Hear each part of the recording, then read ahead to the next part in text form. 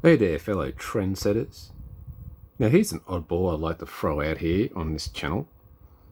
As I once stated before on a previous video, in the world of comics, there is no such thing as an original idea.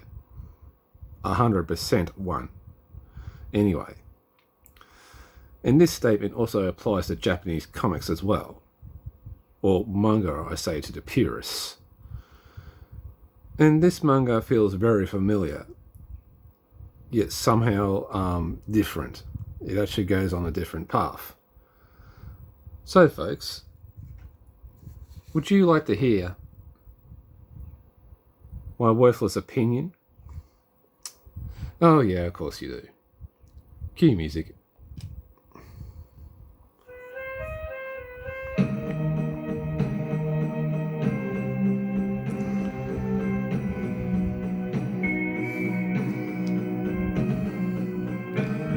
Stop.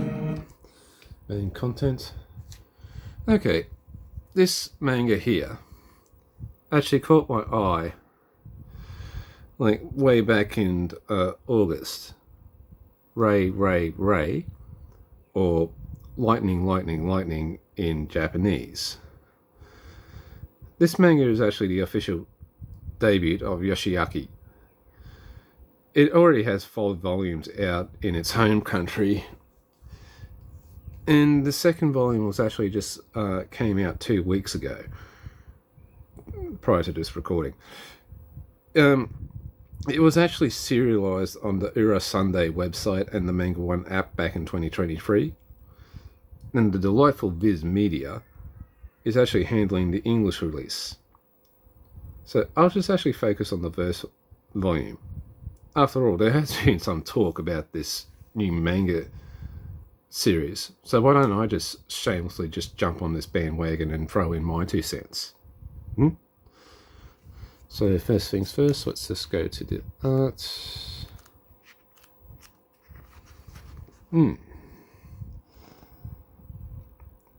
Yeah, Rumiko Takahashi fan, anyone? I think so. It's pretty clean, it's simplified. Sometimes rough when it actually comes to the action scenes, especially with the speed motion lines. And I'll actually admit, I don't think the art is very impressive. Now, don't get me wrong, it actually does the job adequately and it never drops in quality. But it just feels like the standard comedic manga style that I've seen a number of times before. You know, it's not stunning, but it's still good enough to suit the series. The story? Okay. Let's go.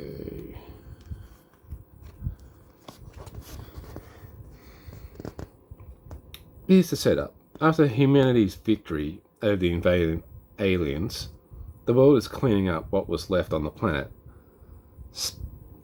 Space vermin and space varmints. And here we get to meet Sumire Ichigaya, a teen girl down on her luck and drowning in debt thanks to her dad. So right at the start we see her getting abducted by aliens, although she is not sure if the experience was real or not. And then one morning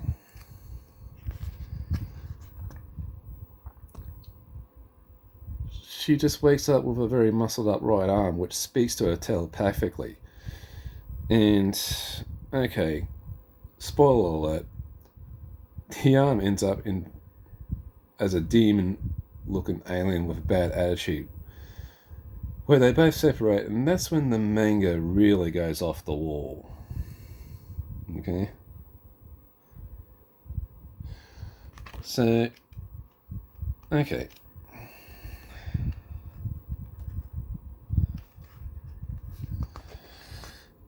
the execution for this whole thing. Okay, I just gotta ask, if there's anyone in the manga community watching this, just please, can you just please just like answer me this? Is this just me? Or does this manga feel very similar to Undead Unluck? I mean, look, both of them have like an officially legal 18-year-old girl with lousy lives. Both get in contact with a powerful man or a beast. Both team up. Both get tangled with a somewhat secret government organisation. And both are actually action comedies. Not to mention both have insane enemies and the action is pretty epic. Yeah, they're very similar, but they're still different. Because Ray Ray Ray is actually leans on a very sci-fi setting, and Undead Unluck, well, I'm not sure what the hell to classify that one. And Ray Ray Ray seems to go on a different path with the story, and the characters are kind of different as well. So, the verdict for the whole thing? Well, actually, it does get a 3.5 from me. Because if you can just get over the oversimplified art with the comedic expressions, you actually have a lot of fun. You actually have a very fun, wacky, cohesive manga worth reading. Which also means it's another kick in the teeth to the mainstream Western comics market. You heard me, absolute Batman fanboy. So, you can take my word for it. Or you can make a YouTube video like saying how crap I am and demand that I delete my channel. Yeah, fat chance.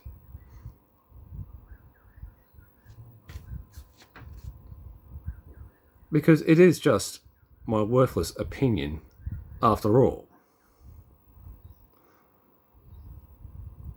Please like and subscribe and all that junk. And